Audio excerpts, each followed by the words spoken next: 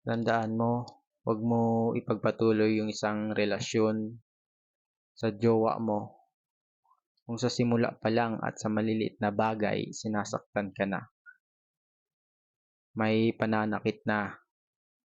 'Wag mong ipagpatuloy yun kasi mas worse pa kapag naging asawa ka niya.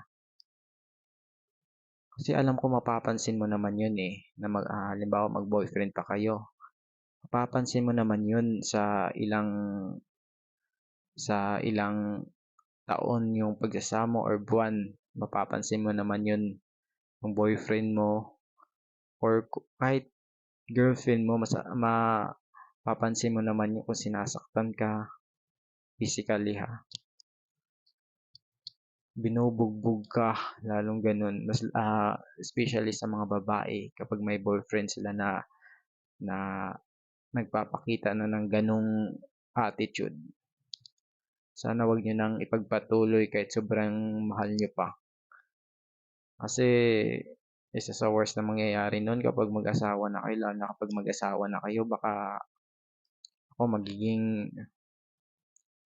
magiging impyerno lang yung buhay ninyo. At lalo na kapag may mga anak kayo, tapos ganun yung ugali ng magiging asawa ninyo, binubugbog kayo, madadamay pang mga anak ninyo. Okay lang naman magmahal kahit sino. Basta kung alam mo na para yun sa'yo at kung mabait yung tao na yun, pagpatuloy mo. Pero kung alam mo na parang may pagka-psycho to, kaya niyang manakit kahit babae, wag mo na ipagpatuloy.